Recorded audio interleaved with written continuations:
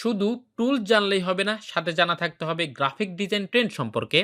Trend সম্পর্কে ধারণা না থাকলে ভালো ডিজাইন কখনোই করা যাবে না। তাই টেক একাডেমি থেকে শেয়ার করা হবে গ্রাফিক ডিজাইন 2022 ট্রেন্ড সম্পর্কে। ফিরছি ইন্টুর পর।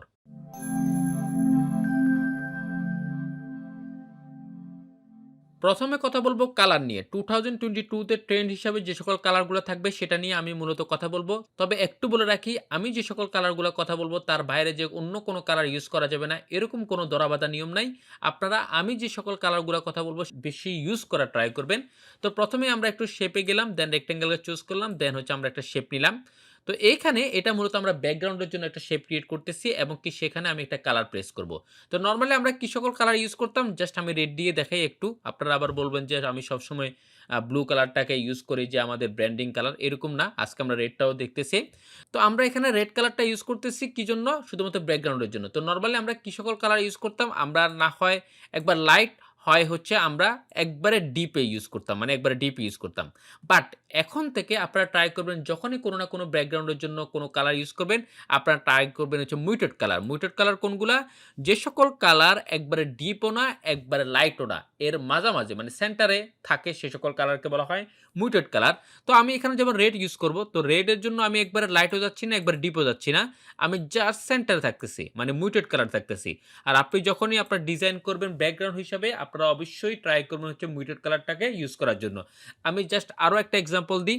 আপনারা যদি এখান থেকে যদি পিঙ্ক কালারটা ইউজ করেন, তাহলে আপনারা পিঙ্ক কালার একবারে লাইটটাকে ইউজ করবেন না, আবার একবারে ডিপটাকে ইউজ করবেন না। আপনারা জাস্ট এইখান থেকে মিউটেড কালারটাকে, মানে সেন্টারের কালারটাকে ইউজ করার ট্রাই করবেন। এতে করে আপনার ডিজাইনের যে শেপগুলো আছে সেগুলো একবারে ফোকাস থাকবে এবং কি আপনার ফন্টগুলোকেও ফোকাসে লাগবে। মানে আপনার ফোকাল পয়েন্টটা খুব ক্লিয়ারলি বোঝা যাবে যে আসলে আপনি কি মেসেজ দিচ্ছেন আপনার অডিয়েন্সকে। ক্লিয়ার? এরপরেও আমরা আরেকটা কালার নিয়ে কথা বলি, সেটা হচ্ছে গ্রেডিয়েন্ট। অবশ্যই 2022 তেও গ্রেডিয়েন্টের একটা আধিপত্য থাকবে। এটা সবাই বলতেছে, বিভিন্ন ব্লগেও বলতেছে, বিভিন্ন ইউটিউবার যারা আছে বা যারা বড় ডিজাইনার আছে তারাও বলতেছে গ্রেডিয়েন্ট থাকবেই, গ্রেডিয়েন্ট যাবে না। আপনারা যদি একটু যদি নজর রাখেন, ফেসবুকেও কিন্তু এখনো অনেক গ্রেডিয়েন্ট ইউজ করতেছে।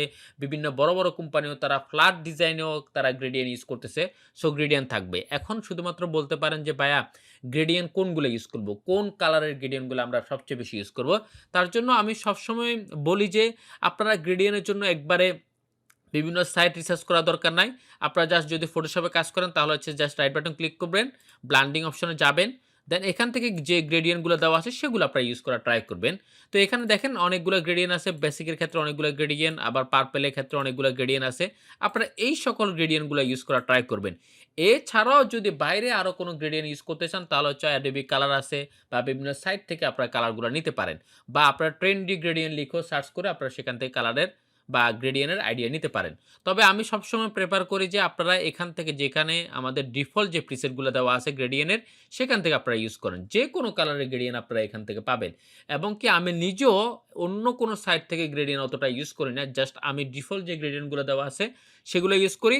তবে এখানে একটু বলে রাখি, যারা 2022 ইউজ করেন না, যারা CS6 ইউজ করেন তারা এখানে একটু ডিফারেন্ট পাবেন। কারণ এখানে প্রতিনিয়ত আপডেট করা হয়। তাদের যখন আপডেট আসে তখন তারা গ্রেডিয়েন্টগুলোকে আপডেট করে। সো আপনারা এখান থেকেও গ্রেডিয়েন্ট ইউজ করতে পারেন। ফাইনালি আমি কালার নিয়ে এটা বলব, মিউটেড কালারের একটা প্রাধান্য থাকবে এবং কি সাথে হচ্ছে গ্রেডিয়েন্ট কালারও থাকবে। দেন কথা বলব মিনিমাল ডিজাইনের। অবশ্যই 2020 তেও মিনিমাল ডিজাইন থাকবে। এইটা সবসময় থাকতেছে এবং কি ফিউচারও থাকবে। এইটা কোনো মিস হবে না। আপনারা যদি একটু যদি এনালাইসিস করেন তাহলে আরো ক্লিয়ার হবেন। তার জন্য আমরা চলে আসলাম গ্রাফিক রিবারে। জাস্ট আমরা এখান থেকে গ্রাফিক রিবার লিখে সার্চ করতেছি, বা আমরা এখানে বিজনেস কার্ডও চলে যেতে পারি। জাস্ট আমরা প্রিন্টে গেলাম, দেন হচ্ছে আমরা এখান থেকে বিজনেস কার্ডটাকে চুজ করলাম। দেখেন এখানে যতগুলো ডিজাইন দেখবেন এবং কি সবচেয়ে বেশি যেগুলা সেল হয়েছে সেগুলোর ভিতরে আপনারা দেখবেন যে একবারে সিম্পল, মানে হচ্ছে তাই একবারে ক্লিন টাইপের ডিজাইন বা মিনিমাল টাইপের ডিজাইনগুলো কিন্তু ট্রেন্ড হিসেবে থাকে। এখানে যখনই আপনারা একটা আইকন দেখতে পাবেন, আপনারা অলরেডি এখানে একটা আইকন দেখতে পাচ্ছেন কর্নারে। এই সকল আইকন দেখা মানে হচ্ছে যে গ্রাফিক রিভার বা ইনভার্টার মার্কেট প্লেসে এগুলো ট্রেন্ড হিসাবে আছে। তখন আপনারা বুঝতে হবে যে এই সকল ডিজাইনগুলো মূলত বেশি চলতেছে এবং কি এটার সেলও বেশি থাকবে। যেমন ৪ টা সেল হয়ে গেছে অলরেডি। এটা কিন্তু দেখবেন যে আপনি যদি একটু যদি এনালাইসিস করেন, কয়েকদিন পরে দেখেন, তখন দেখবেন যে এটার সেলটা আরো বেড়ে গেছে। সো এখান থেকে একটু দেখেন, তাদের ডিজাইনগুলো কিন্তু খুবই সিম্পল। আপনি একটু ক্লিয়ার করে দেখেন।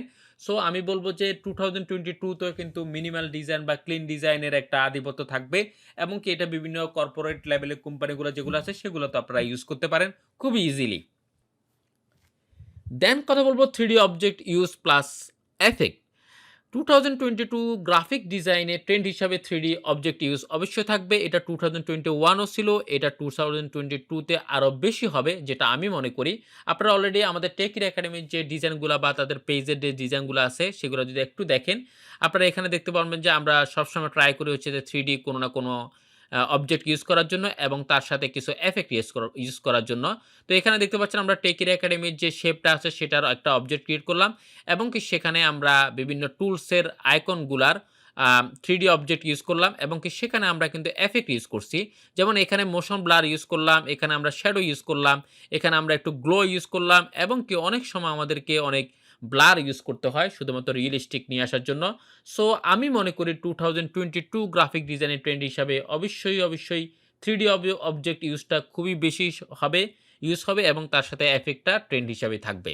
দেন যদি আমরা আরো কয়েকটা এক্সাম্পল দেখি, আপনারা এখানে দেখতে পাচ্ছেন টিকেরি একাডেমির ঈদ মোবারকের জন্য যে পোস্টটা করা হয়েছে সেটাও কিন্তু আমরা 3D ভাবে ইউজ করা এবং কি এখানেও দেখতে পারেন টেকের একাডেমির যে লোগোটা আছে সেখানেও কিন্তু আমরা বিভিন্ন টুলস দিয়ে একটা 3D অবজেক্ট ক্রিয়েট করলাম। এরপরে আমরা এখানে দেখতে পাবেন যে বিভিন্ন কোর্সের জন্য আমরা এখানেও 3D ইউজ করলাম এবং কি ফাইনালি আমরা যদি এটা দেখাই রিসেন্টলি যেটা আমি ক্রিয়েট করলাম আমাদের গ্রাফিক ডিজাইনের বেসের জন্য, সেখানেও কিন্তু আমরা ফাইনালি 3D ইউজ করলাম। সো 2022 তে আপনি এটা ধরে রাখেন যে সবচেয়ে বেশি ইউজ হতে পারে 3D অবজেক্ট।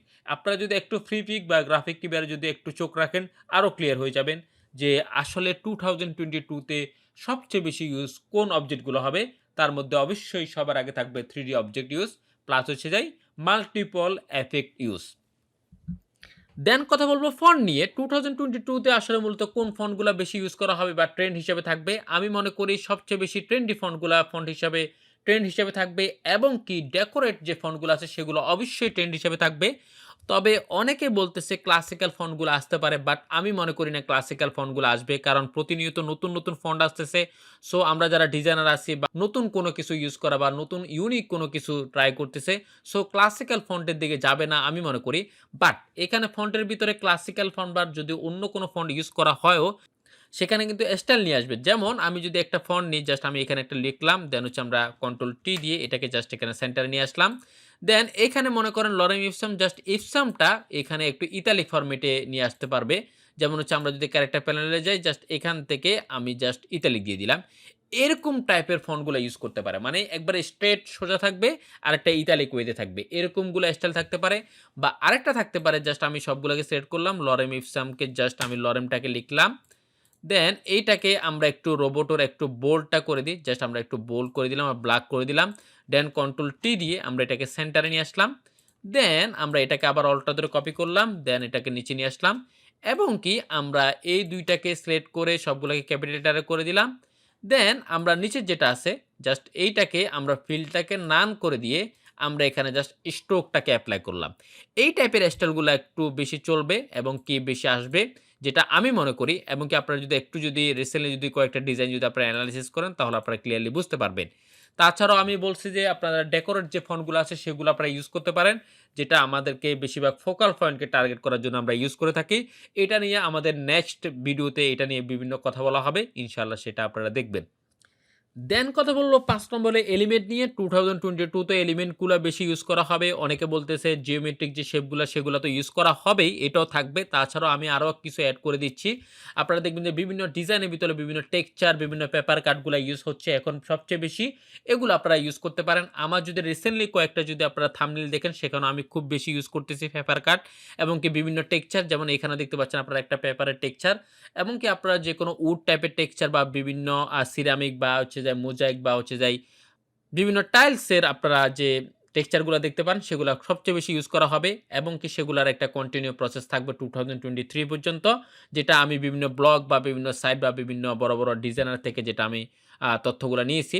সো আমি বলতে পারি এলিমেন্ট হিসেবে আপনারা টেক্সচার ইউজ করতে পারবেন, পেপার কাট ইউজ করতে পারেন এবং কি আপনারা বিভিন্ন মোজাইক, টাইলস এবং কি অন্যান্য যেকোনো প্যাটার্ন আপনারা ইউজ করতে পারেন 2022 তে এবং কি এছাড়া আপনারা জিওমেট্রিক শেপগুলা ইউজ করতে পারেন আপনার ডিজাইনকে আরো বেশি ওয়াও লেভেলে নিয়ে আসার জন্য। সো আমি ফাইনালি ৫ টা জিনিসের কথা বললাম। প্রথমে আমরা কালার নিয়ে কথা বললাম, সেখানে আপনারা মিউটেড কালার এবং কি গ্রেডিয়েন্টগুলো ইউজ করতে পারেন।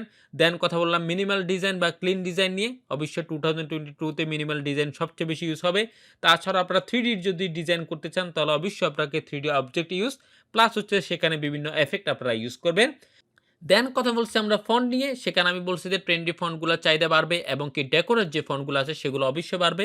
এটা নিয়ে আমাদের নেক্সট ভিডিও আসবে ইনশাআল্লাহ। এবং কি যে অন্যান্য ফন্টগুলো আছে ক্লাসিক্যাল ফন্ট বা বিভিন্ন যে কোনো ফন্টগুলো আছে সেগুলোর ভিতরে আপনি ফন্ট ফ্যামিলি দিয়ে বিভিন্ন স্টাইল করতে পারবেন এবং কি আপনি যখনই কোনো একটা ফন্ট ফিল আকারে ইউজ করতেছেন দেন ফন্টগুলোকে আপনি স্টাইল হিসাবে আপনারা শুধুমাত্র স্ট্রোক ইউজ করবেন। যেটা আমি এখানে ইউজ করলাম সেটাও আপনারা ইউজ করতে পারেন। এটা 2022 তে ট্রেন্ড হিসেবে থাকবে। এবং আমি ফাইনালি এলিমেন্ট হিসেবে বললাম যে পেপার কাট, বিভিন্ন টেক্সচার, বিভিন্ন মোজাইকের টেক্সচারগুলো এবং কি জিওমেট্রিক যে শেপগুলো আছে সেগুলো আপনারা ইউজ করতে পারেন। তো আজকে এতটুকু পর্যন্তই। এছাড়াও টেকেরা একাডেমির অ্যাডভান্স গ্রাফিক ডিজাইন এবং মোশন গ্রাফিক্সের কোর্স রয়েছে যা আপনি অনলাইন এবং অফলাইনে করতে পারবেন। তাছাড়াও টেকেরা একাডেমির ফেসবুক পেজ এবং কি কমিউনিটি গ্রুপে বিভিন্ন ধরনের রিসোর্স শেয়ার করা হয় যা আপনারা সেখান থেকে খুব ইজিলি ডাউনলোড করতে পারবেন। তো সবাই ভালো থাকুন, সুস্থ থাকুন। আসসালামু আলাইকুম ওয়া রাহমাতুল্লাহ।